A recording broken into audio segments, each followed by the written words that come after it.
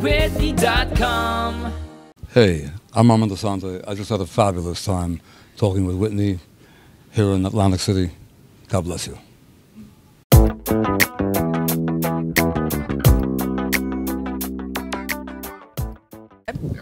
Hey everybody, we are here for the Garden State Film Festival at the Claridge Hotel in Atlantic City, and I am standing next to actor Armand Assante. Talk to us about the film that you have in this year's festival.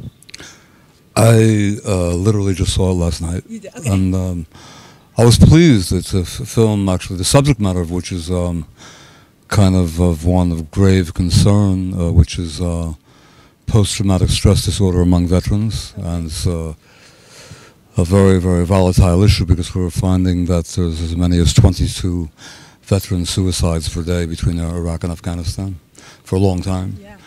So it's not something I'm not familiar with, and I play in the film a Marine Corps psychologist who's there literally to counsel veterans.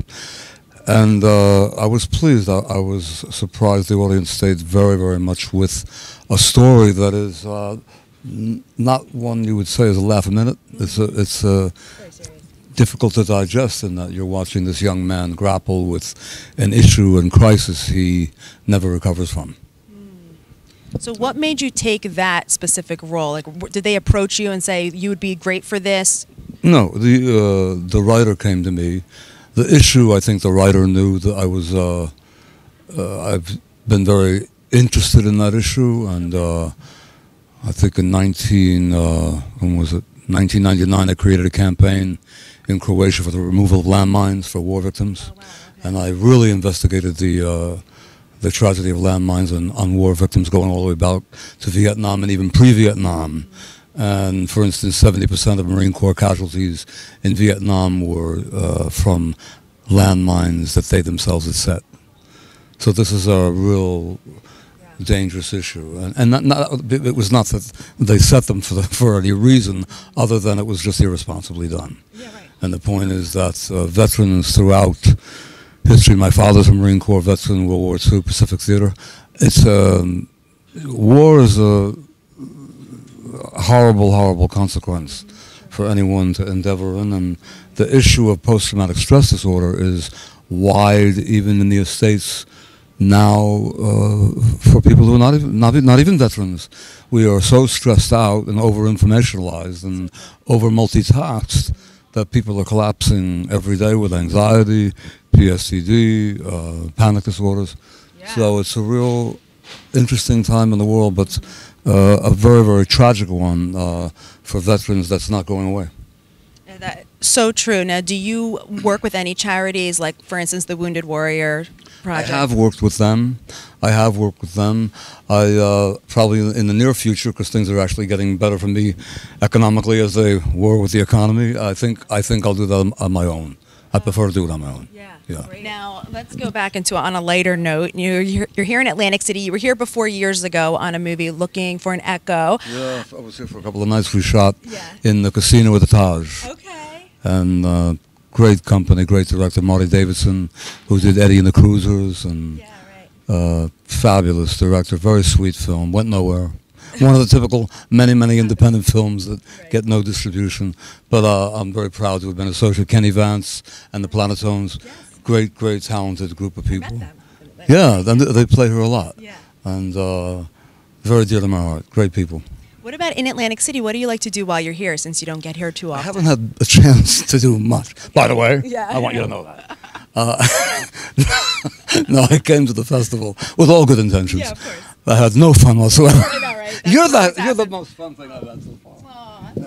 I love it. Thank you. No, I can't wait to come back. There you go. And I'm always here, so you let me know. And I want to get so dressed up. Yeah, I know. You look great dressed up. You look really good. Who are you wearing? Is it a special designer? I think I'm wearing Calvin tonight. Okay. There you go. Well, you are on the red carpet, so. Yeah. So talk to us. You've worked with Sylvester Stallone before. Now he's doing another Rocky movie. Actually, just filmed in Philadelphia. I mean, what do you have to say about that? Well, I know him very well. He's an extraordinary man. He's extraordinary talent, phenomenal athlete, always was, passionate athlete, and very serious about everything he undertakes. I think he knew he was an icon. I knew him when he was 24 years old.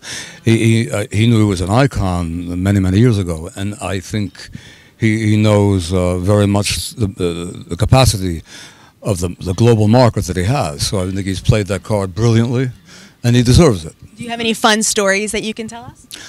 I will say that for me, he always asked me to play his brother, and the thing is that, I mean, I take it as a compliment in that he warranted that I was talented enough to play opposite him, but the point is that to me it's just a stroke of his generosity, and that means a lot to me. Yeah, of course. Because I try to do that with other younger actors myself, and it's a big deal. It's a big deal. What actors do you like nowadays? I mean, who do you think has really good talent? Well, I mean, there's so many gifted people, and I'm working right now a lot internationally. I believe it or not, I just made an incredible film in Serbia with an incredible group of theater actors about the birth of the World Cup in soccer in 1930. And when you see the power, I told every one of them, I said, you understand English, you really should go and try to get into. The birth of Hollywood is the story of every immigrant that came to America.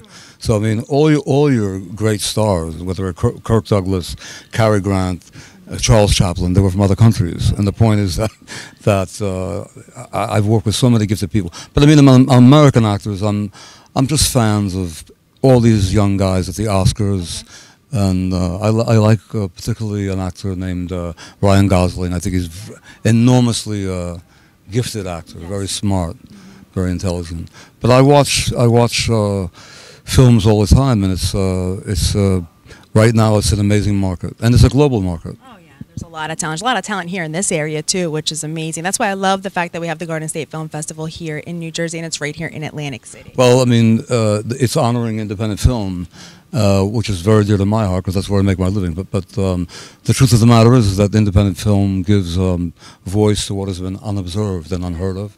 So a lot of the issues that independent film covers, many movie theaters don't have. They have just generic commercial products. Right, exactly. But independent film is an extremely incredible movement now in the world. I've been on the juries of several film festivals globally. Okay. And it's just such a privilege to see what a 19-year-old or 17-year-old kid can do in 4 minutes, because he's coming from an issue that's so desperate and important that within 4 minutes he's telling the story of many people's lives and the effect that issue is having on those lives. And especially with technology nowadays, I mean, people can make a movie real fast. Yeah, so it's astonishing. I mean, the one thing I notice consistently, and I tell my daughter, among many other people, is that the creative process, because of the speed with which we work now, is being eroded. So they have to pay particular attention to what they really want to express about a story. If you believe in the story, really get under it, get behind it, believe. And so often films are being made so fast today that sometimes people lose track of the real central issues. So it's an interesting journey. But I say to my daughters all the time, stick with the process, because everything else will follow through. Are they actresses as well? Both were. My younger daughter stayed with it. My older daughter went on to big marketing things. Okay, that's cool. But I'm very proud of them. But no, I also give seminars to young actors, and the hardest thing for them to remember is that you're not a computer, you're not technology. You're a human being playing a human being, and get back to the human stuff. What about you? Do you have any hidden talents that we don't know about? What do you have in mind? Hey, I don't know. You tell me. I don't know. No, hidden talents? No, I was a lot of people don't know. I was a singer-musician for many years as a boy, and that was the outgrowth of 10 years of theater. I actually love the theater, and I want to go back to the theater. And I'm invited. Since the meltdown, it's not been easy to afford to do it, but I quite love theater. I really do. I love the real storytelling process. I mean, I would never have stuck in something as unpredictable as the independent film world if I didn't really love storytelling. But as a result of that, a lot of magic has entered my life, and a lot of magical people have entered my life. So it's been really a remarkable journey. I love that. Well, thank you so much for being here in Atlantic City. Is there anything else you would like your fans to know? Well, I want to thank Diane Raver and Ann Newer and Margaret Fontana, and I like to think that in the 80s I worked with Robert Pastorelli, and maybe he's up there and he made this happen. So. Great. Thank you.